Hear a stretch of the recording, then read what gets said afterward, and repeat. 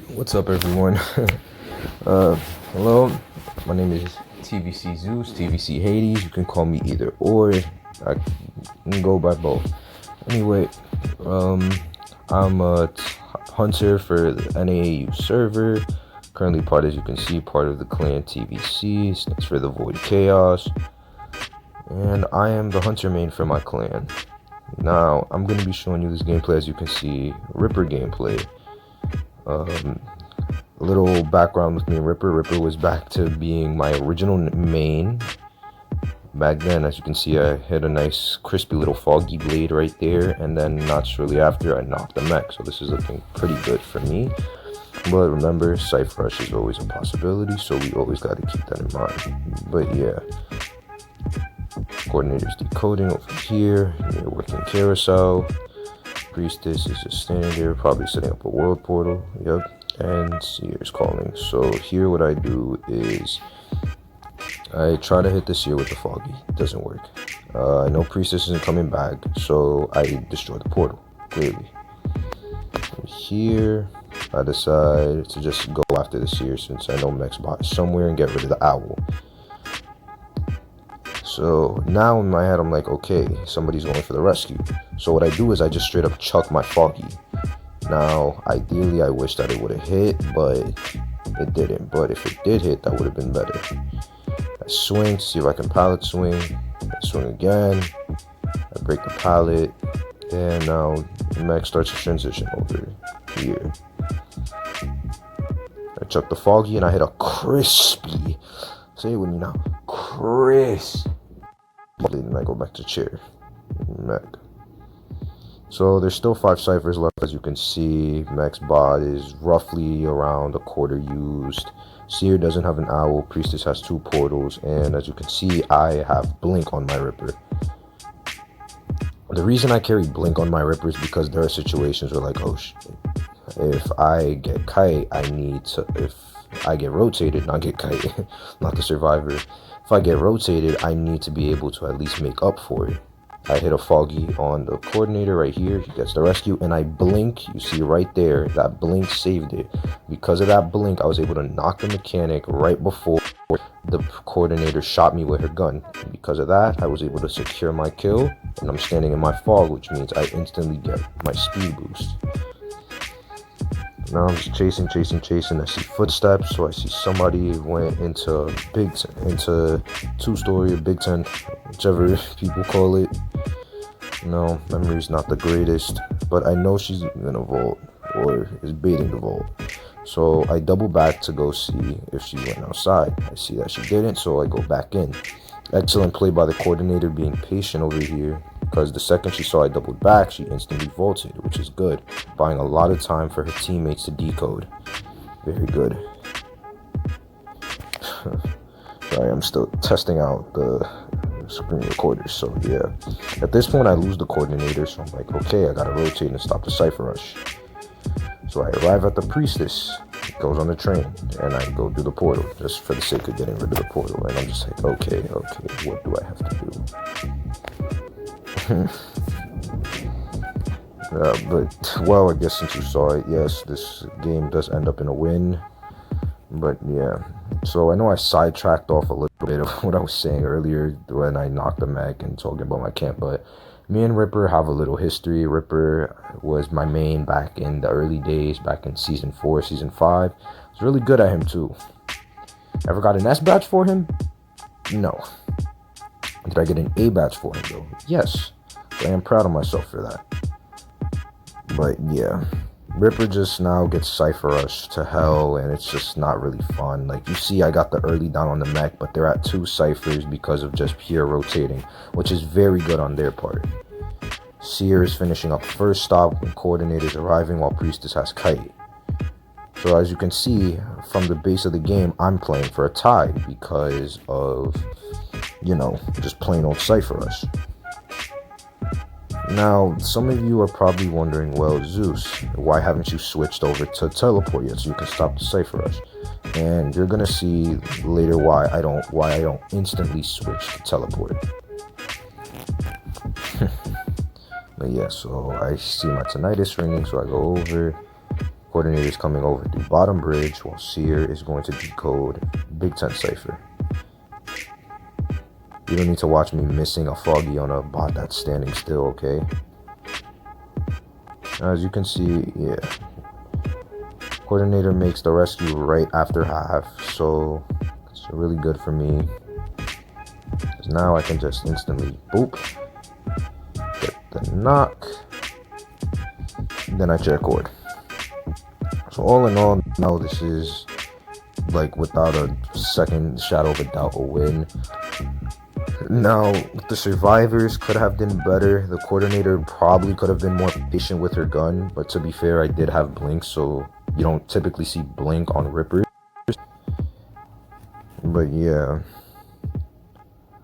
all in all, this was like more of a this is like more of the ideal match where you play perfectly, where like everything goes into your favor.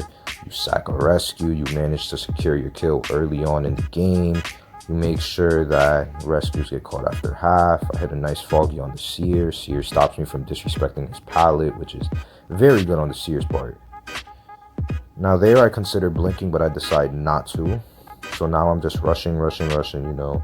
And I have two options. I can either go after Seer or Cord. I go for the closer option.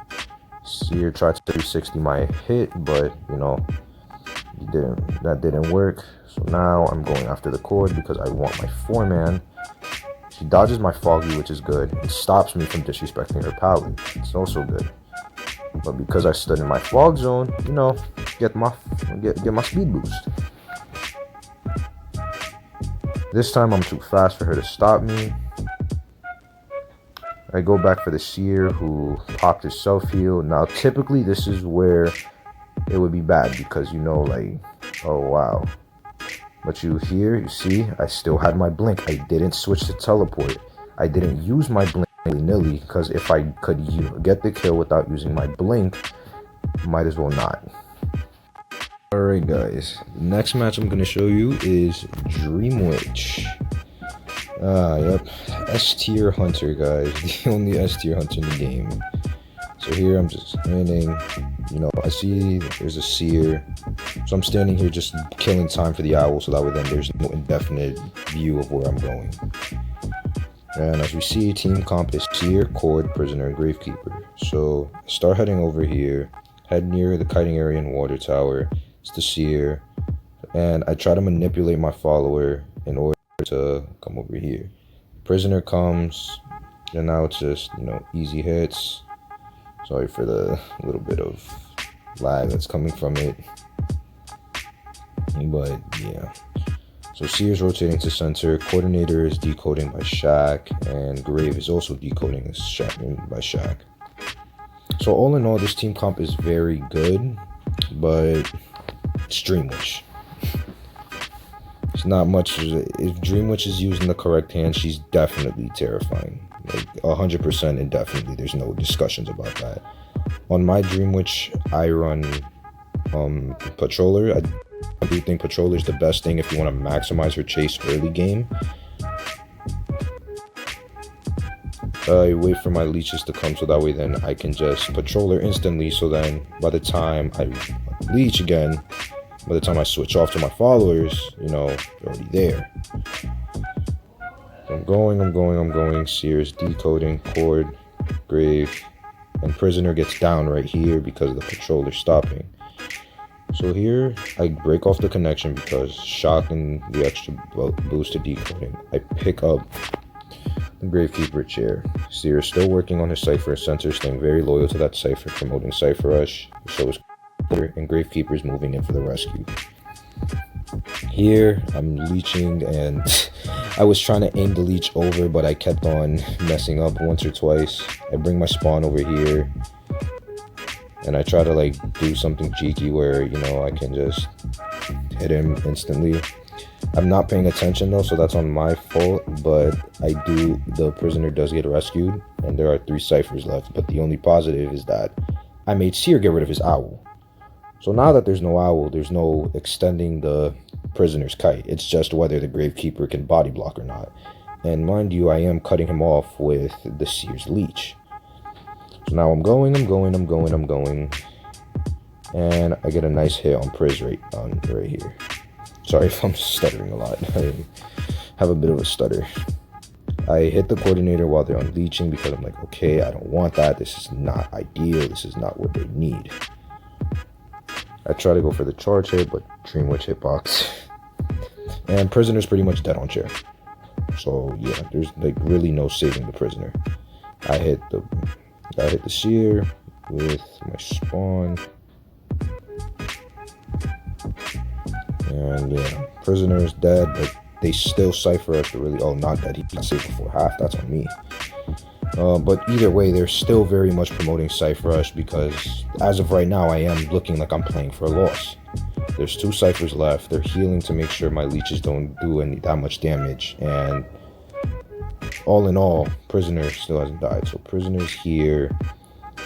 Gravekeeper is right now. Nobody's moving in for the rescue though, so that did help me at least. Since I was just harassing the 3 of them with my leeches. This is what I mean when I say Dream Witch is a very powerful hunter. Which, to be honest, is a given, but it's still true.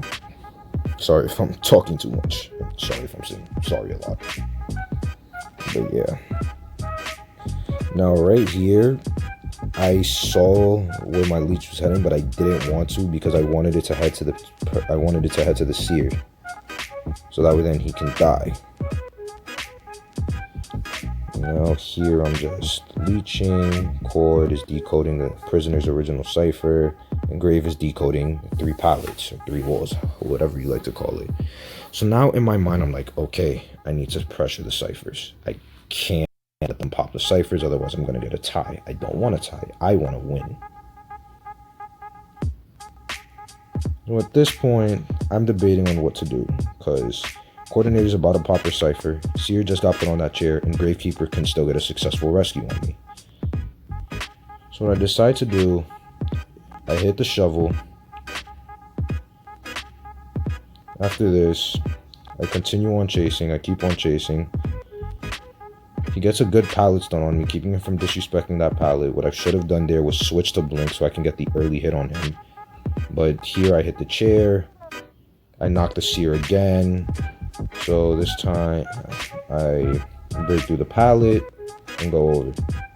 Coordinator's, that cipher is almost prime, but thankfully she messes it up. So I'm able to at least get a hit on him and prevent him from coming in for a rescue before she pops the cipher.